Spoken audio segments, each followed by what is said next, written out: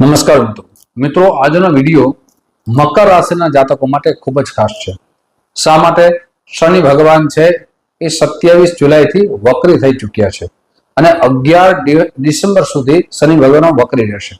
તો આપે યુટ્યુબના માધ્યમથી કોઈ પણ માધ્યમથી શનિ ભગવાનના વિડીયા સાંભળ્યા હોય તો એમાં એમ જ કહેવામાં આવ્યું છે ઘણી વખત કે એ શનિ ભગવાન અશુભ ફળ આપે. તો કે આવું નથી. શનિ ભગવાન છે શુભ ફળની પ્રાપ્તિ કરાવે છે, પણ શનિ ભગવાનને સમજવા પડશે. શનિ ભગવાન કોને અશુભ ફળ આપે છે અને શનિ ભગવાનનો ડર આપના જીવનમાં હોય, મનમાં હોય તો અવશ્ય કાઢી નાખજો. શનિ ભગવાન છે ન્યાયના દેવતા છે, કર્મના દાતા છે. શનિ ભગવાન અશુભ ફળ કોને આપે છે પેલા એ ચર્ચા કરીએ. તો શનિ ભગવાન છે જે ખોટા માર્ગે ચાલતું હોય, અન્યાયના માર્ગે ચાલતું હોય, અધર્મના માર્ગે ચાલતું હોય, શનિ ભગવાન તેને દંડ આપે છે. અને હંમેશા મિત્રો એક વાત યાદ રાખવી કે જે વ્યક્તિ જેવું કર્મ કરે છે ને એને એવું જ ફળ મળે છે. શનિ ભગવાન જે ન્યાયના રસ્તે ચાલતા હોય કોઈ દિવસ એને દંડ કરતા જ નથી. એટલે શનિ ભગવાનથી ડરવાની કોઈ જરૂર નથી. શનિ ભગવાન વક્રી થઈ ગયા છે પણ દર વર્ષે વક્રી થાય છે. તો એવું ન સમજવું કે શનિ ભગવાન વક્રી થાય તો અશુભ ફળ જ આપે. વક્રી એટલે કે સૂર્ય ભગવાનને જે ગ્રહો પરિભ્રમણ કરે છે એમાં ગતિઓ ધીમી થાય એને વક્રીની સ્થિતિ ગણવામાં આવે છે. કોઈ પણ ગ્રહ વક્રી એટલે ઉલટું ચાલે એવું હોતું નથી. હવે વાત કરશું મિત્રો શનિ ભગવાનની અને મકર રાશિના જાતકો માટે. મકર રાશિના જાતકો માટે વિડીયો ખાસ એટલા માટે છે કે તમારા ત્રીજા ભાવમાં શનિ ભગવાન છે ને વક્રી થઈ રહ્યા છે. ત્રીજો ભાવ છે પરાક્રમનો છે, ત્રીજો ભાવ છે સાહસનો છે, ત્રીજો ભાવ ઓનલાઈન જે પણ બિઝનેસ કરીએ છીએ, નોકરી કરીએ છીએ તેનું માનવામાં આવશે. ભાઈ અને બહેનનો માનવામાં આવે છે. આપના જીવનમાં સૌથી પહેલો ફાયદો એ થશે કે ભાઈ બહેન તરફથી સહયોગ મળશે. જે ઝઘડાઓ થતા હતા, એકબીજાના વિચાર જુદા કરતા હતા, એ વિચાર એક થશે. સહયોગ મળે એટલે જીવનમાં સફળતા મળે. સાથે શનિ ભગવાનની કૃપા પણ થશે કેમ કે આપણી રાશિના સ્વામી શનિદેવ છે. અને મિત્રો હું જે પણ આજે ચર્ચા કરવા જઈ રહ્યો છું, જે લાભની ચર્ચા કરવા જઈ રહ્યો છું, કે આપણા જીવન માન સન્માનની ચર્ચા કરવા જઈ રહ્યો છું, કોને મળશે? ઘણા બધા મિત્રો એ પ્રશ્ન કરશે મકર રાશિના જાતકો માટે બધાને લાભ થશે? તો કે ના, એ પણ આગળ હું ચર્ચા કરીશ. પણ શું શું લાભ થશે એ પણ ચર્ચા કરીએ. સૌથી પહેલા તો આપના જીવનમાં પરાક્રમી બનશો, સાહસિક બનશો. જે કોઈ ના કરી શકે એવું સાહસ આપ કરશો અને એમાં સફળતા મળશે. ઓનલાઈન બિઝનેસ કરો છો, ઓનલાઈનમાં આપ કોઈ પણ માધ્યમ હોય તો આપની પ્રતિષ્ઠા વધશે, આપને ધનની આવક થશે, સાથે માન સન્માનનો વધારો થશે, યશ કીર્તિનો વધારો થશે. સાથે આપ નોકરી કરતા હો તો પ્રમોશન થશે. માધ્યમ કોઈ પણ હોઈ શકે, યુટ્યુબ હોઈ શકે, ફેસબુક હોઈ શકે, ગૂગલ હોઈ શકે, કોઈ પણ માધ્યમ હોઈ શકે છે. મિત્રો શનિ ભગવાનની 3 દ્રષ્ટિ પડે છે. ત્રીજા ભાવમાં, પંચમ ભાવમાં પડશે ત્રીજી દ્રષ્ટિ, નવમ ભાવમાં પડશે અને દ્વાદશ ભાવમાં પડશે, 12મા ભાવમાં પડશે. આ ત્રણેય દ્રષ્ટિનું ફળ કેવું મળશે એની વિશેષ ચર્ચા આગળ વધારીએ તે પહેલા એક નમ્ર પ્રાર્થના છે. મારા નવા મિત્રો આ વિડીયો જોઈ રહ્યા છો, મિત્રો આ વિડીયો તમને ગમે તો જરૂર ને જરૂર લાઈક કરજો, શેર કરજો. સાથે જય શનિદેવ અવશ્ય લખજો.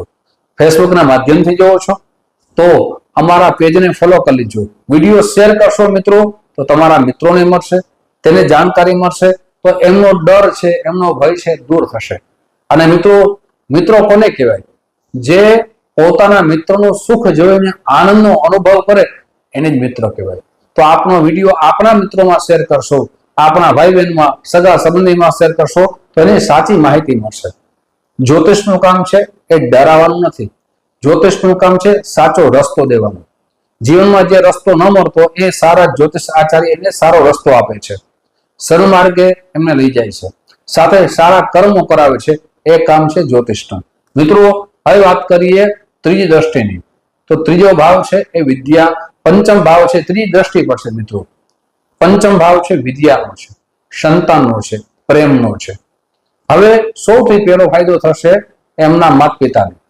જે સંતાનો વિદ્યાભ્યાસમાં ખૂબ મહેનત કરતા હતા પણ પરિણામ આવતું ન હતું, ખૂબ નિરાશ થઈ ગયા હતા, એના માટે સારા સમાચાર છે. એમના સંતાનો વિદ્યાભ્યાસમાં આગળ વધશે, એનો ક્રમાંક વધશે એટલે ખુશી થશે. સાથે સંતાનો અને માતા પિતા વચ્ચે જે મતભેદ થતા હતા એ દૂર થશે. જ્યારે સંતાનો અને પિતા અથવા માતા વચ્ચે મતભેદ થાય ને, દુઃખ તો બંનેને થાય. હવે એ દુઃખ દૂર થવાનું છે.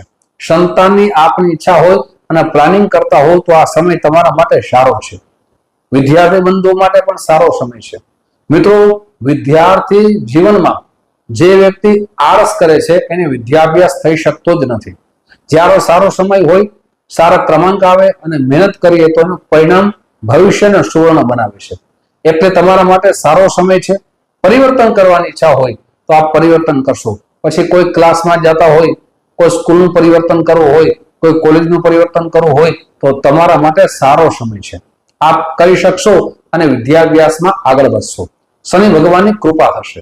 હવે વાત કરીએ બીજી દ્રષ્ટિની. એ નવમ ભાવમાં પડે છે. નવમ ભાવ છે એ હાઈ એજ્યુકેશનનો માનવામાં આવે છે.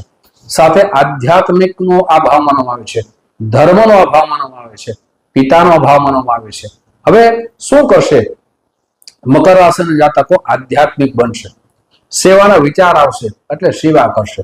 પછી સમાજની સેવા હોય, પછી ભગવાનની સેવા હોય તો ભગવાનની કૃપા થાય. સમાજની સેવા કરે તો માન સન્માનનો વધારો થાય, યશ કીર્તિનો વધારો થાય.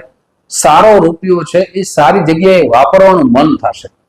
એટલે આપણા પૈસાનો ઉપજાય નહીં થાય, પણ ધર્મના કામમાં વાપરવાથી એ પૈસાનો વધારો થશે. સાથે મિત્રો, આધ્યાત્મિક બનશો, યાત્રા કરવાનું મન થશે. યાત્રામાં જશો એટલે આપણું મન શાંત થશે. આપના જીવનમાં પરિવર્તન અવશ્ય આવશે. પછી કોઈ પણ જાતનું પરિવર્તન હોય, ઘણા બધા વ્યક્તિઓ છે ઉંમર થઈ જાય એટલે ત્યાગની ભાવના જાગે, પરિવર્તનની ભાવના જાગે. એ સમય આવી ગયો છે. જેની ઉંમર થઈ ગઈ છે એ ત્યાગ કરી શકે છે. સાથે મિત્રો, હવે વાત કરીએ લાસ્ટ દ્રષ્ટિની, તો કે 12મા ભાવમાં પડે છે. 12મો ભાવ છે હોસ્પિટલનો માનવામાં આવે છે, ખર્ચાનો માનવામાં આવે છે, મોક્ષનો માનવામાં આવે છે, સાથે વિદેશનો પણ માનવામાં આવે છે. તમારે વિદેશ જવાની ઈચ્છા હોય તો વિદેશની ઈચ્છા પૂર્ણ થશે. શા માટે? તો શનિ ભગવાન 12મા ભાવમાં પણ દ્રષ્ટિ કરે છે. વિદેશથી લગતા કોઈ આપ કાર્ય કરતા હો, આપ આયાત નિકાસનો કોઈ બિઝનેસ કરતા હોય અથવા ત્યાં જોબ કરતા હોય, વિદેશમાં સ્થાયી થવાની આપની ઈચ્છા હોય તો સારો સમય છે. તમારા માટે જે પણ રૂકાવટ આવે છે, વિઘ્નો આવે છે એ દૂર થશે. સાથે મિત્રો, શનિ ભગવાન 12મા સ્થાનમાં હોવાથી ભક્તિ કરાવશે, મોક્ષ તરફ આપને સારો રસ્તો દેખાડશે, આધ્યાત્મિક બનાવશે. પણ ખર્ચો વધશે. આપના ખર્ચાઓ પર આવક પણ થશે, પણ એ ખર્ચો સારી જગ્યાએ આપ જો વાપરશો તો ધનનો વ્યય કરતા વધારો થશે. મિત્રો, શનિ ભગવાન કોના જીવનની અંદર સારું ફળ આપશે? તો કે જન્મ કુંડળીમાં જેનો શનિ 100 રાશિમાં હોય, જેમ કે જે આપણે રાશિની ચર્ચા કરીએ છીએ, મકર રાશિમાં હોય, કુંભ રાશિમાં હોય, તુલા રાશિમાં હોય તો શનિ ભગવાન શુભ ફળની પ્રાપ્તિ અવશ્ય કરાવશે. સાથે સન્માર્ગે જે ચાલતા હોય, ધર્મના રસ્તે ચાલતા હોય, શનિ ભગવાન તેના જીવનમાં પણ શુભ ફળની પ્રાપ્તિ કરાવશે.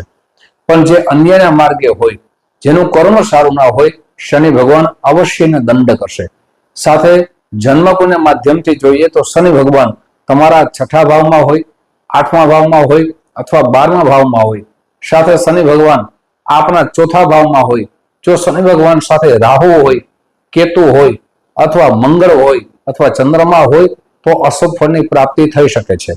આપની જન્મકુંડળી સારા જ્યોતિષ આચાર્યને બતાવવી જોઈએ.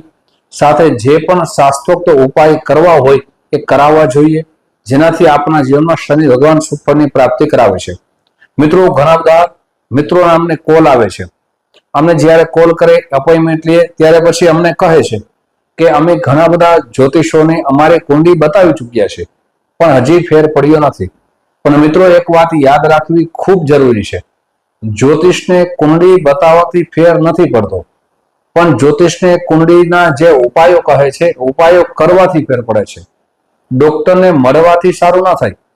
ડોક્ટર જે દવા આપે, એ ઉપાયો જે આપે એનાથી આપણા જીવનમાં પરિવર્તન આવે છે.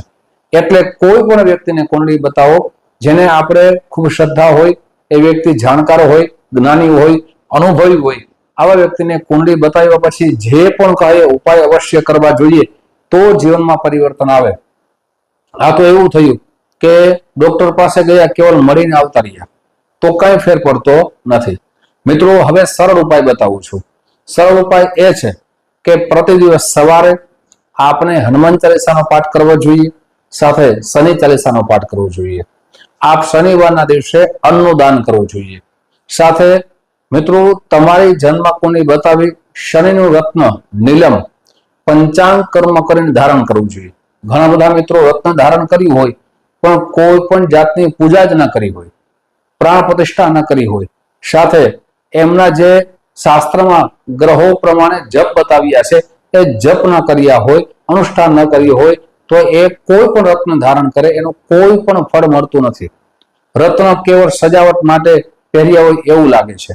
જ્યાં સુધી મિત્રો કોઈ મંદિરમાં ભગવાનને બિરાજિત કરીએ, એમની પ્રાણ પ્રતિષ્ઠા ન કરીએ ત્યાં સુધી કેવલ ને કેવલ એ મૂર્તિ છે. આપણે જ્યાં મૂર્તિકાર મૂર્તિ બનાવે છે ત્યાં નમસ્કાર કરવા નથી જતા, પણ એ જ મૂર્તિ જ્યારે દેવસ્થાનમાં મંદિરમાં લાગી પ્રાણ પ્રતિષ્ઠા થાય પછી એના દર્શન માટે જઈએ છે. એમ કોઈ પણ રત્ન ધારણ કરો તો એની શાસ્ત્રોક્ત પૂજા અવશ્ય કરાવવી જોઈએ. મિત્રો આવી જાણકારી તમારી સમક્ષ મુક્ત રહીશ. આપ જે પ્રેમ આપો છો એ પ્રેમ બદલ આપ સૌનો હૃદયથી ખૂબ ખૂબ આભાર વ્યક્ત કરું છું. ફરીથી મળશું. જય શ્રી કૃષ્ણ. મહાદેવ હર.